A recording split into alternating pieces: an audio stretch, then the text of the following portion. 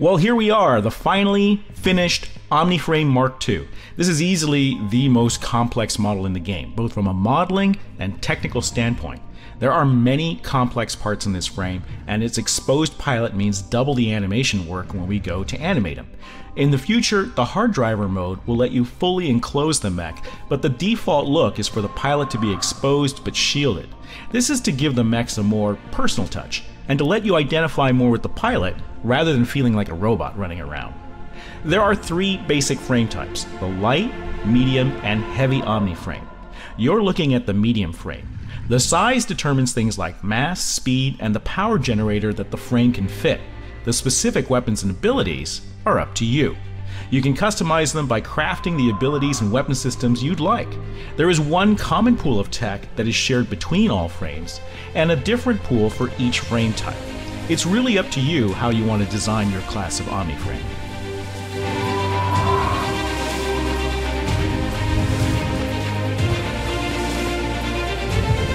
This is the very first version of the OmniFrame we built.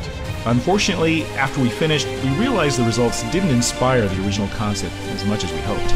We also got a lot of backer feedback about the narrowness of the spine and some other issues that didn't really jive with people. So, we decided to go back to the drawing board. It was a huge redo, but I think now that you can see both the Mark I frame and the Mark II frame side by side, that we've made the right choice. The Mark I still has its charm, and will probably still appear in some areas of the game as a prop. OmniFrames, of course, are the heart of the game, but we do plan to offer more vehicles after launch, including tanks and aircraft. We want this to feel like a complete war against the Tsihu and their marauding Kaiju.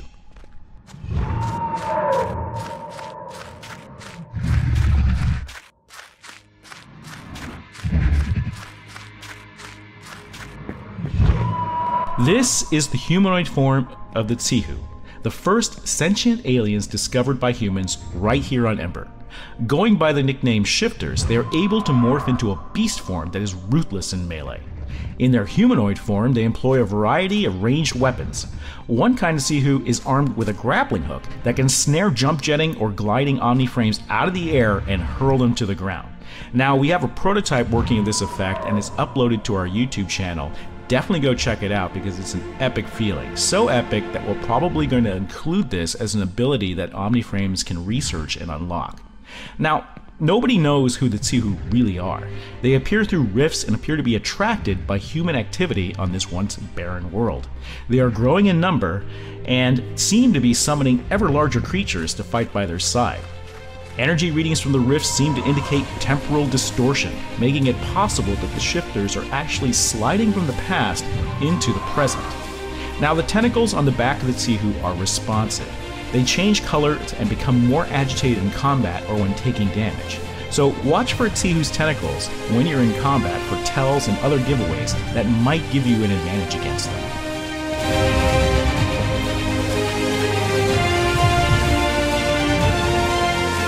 This is the Tsihu beast form. There is no other name for the form that the Tsihu take when enraged or driven by bloodlust. They lose all control and turn into a frenzied, bladed whirlwind capable of ripping OmniFrames to pieces. The spines on the back of the beast appear to be a morphing theropod, and likely a key mechanic of their shape-changing ability. While we haven't seen other forms of the beast, there is no reason to believe that this is the sole form. There could be many for different combat roles. If you see a beast, don't let it close in. It's extremely fast, and if it closes distance to you, you will be locked into a grapple and have to knock it free before it starts destroying your frame piece by piece.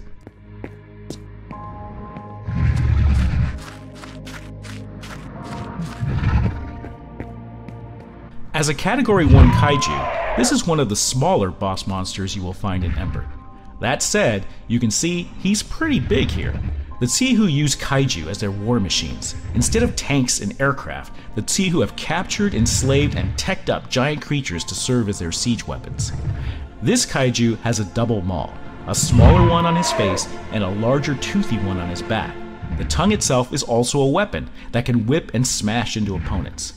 What you don't see here yet are the tech upgrades that Tsihu typically implant on their Kaiju. These include shield generators and even weaponry that the Kaiji will be able to use against players. Taking down a Kaiju first means using your boosters to get high enough to target and destroy the shield generators on the back of these beasts. Once the shields are down, you can go for the other technology on the back, or the Kaiju itself. Now, this category of Kaiju is often encountered as the boss that will attack your Thumper when mining.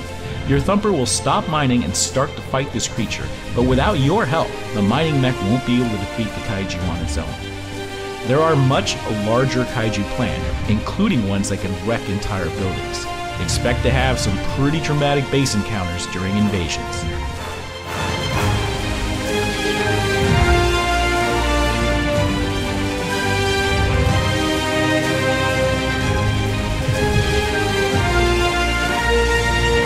The iconic Thumper is both your mining equipment as well as your pet. Many Gate Striders form a bond with their Thumper, which come in a variety of personality types. While they don't speak, they are very expressive, and their faceplate will play a series of emojis to indicate their mood. Thumpers are primarily used for mining. They can be called down on valuable ore deposits that you scan and find with your Omniframe. They are dropped off via your personal dropship and will begin drilling and extracting the resources you need to craft your weapons and abilities and bases in the game. During this mining, waves of Tsihu will appear and attack, and it's up to you to defend your Thumper. The more you mine, the more enemies will appear, but the more resources and rarer resources you will be able to extract. It's up to you how far to push it based on your skill. Push it too far, and your Thumper will be defeated, losing all the resources gathered so far. Thumpers can also be used during invasions. If the zone is under wide-scale attack, you will be authorized to call down your Thumper to help fight off the enemy.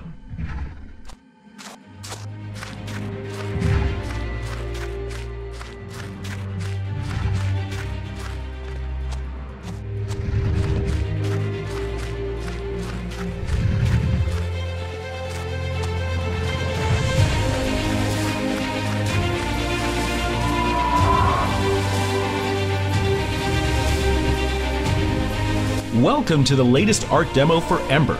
This is a big one for us. We've created and finished all the creatures needed for the playable mock-up. There are 7 next-gen models here, made with the latest techniques. We use PBR shading for realistic metals and plastics, and nearly all the textures you see here are procedurally generated, not hand-painted or photographed, and everything is tweakable in code. That allows us for quick iteration over the colors and textures of the different materials you see here. We also have procedurally generated animations and effects for things like the Tsihu tentacles and the beast spines. These procedural anims are going to be great for reacting to players' actions and to set the moods of the creatures in real time.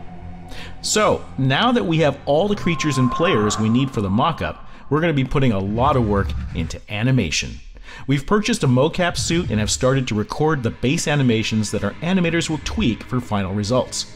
We've also started to explore motion matching, a coding technique to choose and blend animations entirely procedurally, avoiding a lot of the programming and animator work needed to create complex animation blend graphs.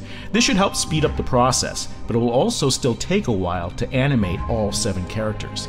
In the meantime, you can expect a terrain update as the next backer build. The terrain you see here right now is a frozen wasteland, but the next iteration will feature the true, full volcanic ice theme of the planet Ember. Expect lava, expect ice, expect steam, and dark skies filled with lightning. Thanks for checking out this latest build for Ember, and for supporting this incredible game. Don't forget to try out the other interactive terminals for more audio commentary on each character, and we'll see you in the next build.